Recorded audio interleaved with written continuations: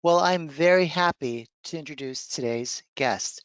Domhnaill Hernon is Head of Experiments in Arts and Technology at Nokia Bell Labs. I got that right, yay. He previously led R&D organizations and developed and executed strategies to overcome the, quote, innovation valley of death. Love that quote. Domhnall's work has been featured in Wired Magazine, Times Square, NASDAQ, TEDx, and the list is endless, as they say, and he advises innovation and culture programs globally. Oh, and one more important thing, he's an ExecuNet member, folks. With that, welcome Domhnaill to the ExecuNet stage. They are all yours. Thank you. Great to be here, and congratulations on the pronunciation of my name. Perfect. It can be quite challenging at times. Also, I will share the slides after the presentation. The main reason I didn't share them in advance is because this is actually the first time I've put together my thoughts in this way on paper on this particular topic, and I was still tweaking some of them right up until 20 minutes ago, but we will share the slides after the presentation. So what I'd like to do here is share my perspective on innovation, strategy, culture design, but really through the lens of innovation, and give you a sense about what innovation is not. Maybe you are in innovation and this will give you different perspectives. Maybe you're in finance, you're making decisions on should you invest in innovation teams and innovation projects, and I hope this will give you a different perspective there. Or maybe you want to move into quote unquote innovation, and I think also there'll be some insights and frameworks and concepts I share here that will be of value. And you can follow me across many of the various social media platforms if you're interested in connecting.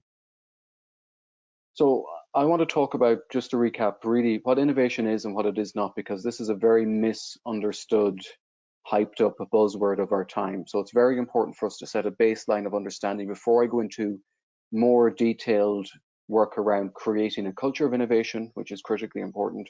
And then I'm also going to share at the very end how I view the future of innovation as well. So how will technology and humanity come together in the next 5, 10, 15 years, and how might we all play a role in that?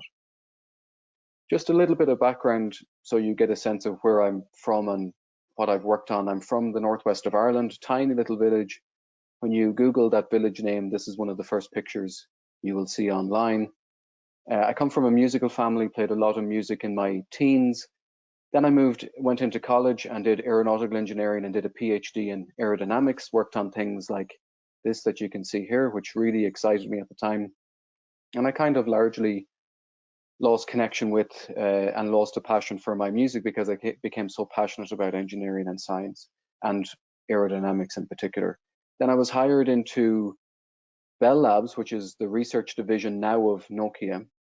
And I was asked to apply my knowledge of airflow and fluid flow to how we remove heat from electronics and how we move heat from photonics. So how we move photons across the network and how we remove electrons across our processors and various things like that. Then I became a technical manager and a department head, and I created a new research area in the broad theme of eco-sustainability. So we looked at thermal science, how you can cool things down and make them more reliable. Energy harvesting, how can we take energy from the local environment and power wireless sensors, and material science for how we can create new, more efficient, reliable battery structures. So that was the early work I did. Then a few years ago, in 2015, I was asked to move from Bell Labs in Ireland to the headquarters for research in New Jersey. And there I was brought over to drive a number of large culture change initiatives around how do you increase collaboration and knowledge sharing in our engineering and research community? How do we translate our research ideas and assets into actual products? How do you test them, transfer them to our internal business lines, to our external customers? How do you showcase the value of technology? How can you convince someone today that they should invest in a new technology today that might not have financial returns for 5, 10 years?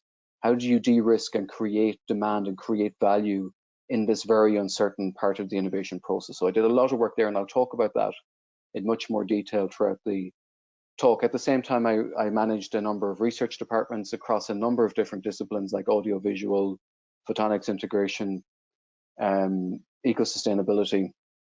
So I've really worked across a lot of engineering and scientific disciplines, all the way from fundamental research at the PhD level all the way to how you turn that into product. And that's been very exciting for me. And I've learned a lot about innovation and especially overcoming the innovation valley of death in that case. So more recently, I have been heading up innovation and creativity programs, and I headed up a few years ago the innovation incubation function. That's where we took software developers and hardware developers, and we turned research ideas and research assets into solutions that could be tested at scale in the field. And this particular framework here, the technology readiness level, I'm going to talk about that in a lot more detail later, because this is a lens or a framework that I use to help inform my innovation strategy. And I think it's a very unique approach that I don't see anyone else really using for this purpose that I want to share with you. And more recently, in the last few years, I've become extremely interested and convinced by the value of fusing art and technology. So I truly believe that the future of innovation and therefore the future of humanity lies at the intersection of art and technology. And I really view this as a way to amplify the concept of cognitive diversity. And I'll talk a little bit towards the end, hopefully if I have time, and share with you some of my observations and learnings about bringing the worlds of engineering, science, and the arts together. So let's get into it. Let's talk a little bit about innovation. I have this saying or a question, which is, if everything is innovation or if everything is innovative, then surely nothing is, right? If you think about it, every new product today is innovative. Every person is an innovator. And I just think that that is fundamentally incorrect. Everything can't be innovative. Surely everything isn't innovative if that's the case. So the question then really is, well, what is true innovation and what is just marketing hype? And how can understanding what real innovation is help you and your company? So for example, just because you work in these buzzy subject areas like blockchain or AI doesn't mean automatically that you or the work you do or your company is innovative.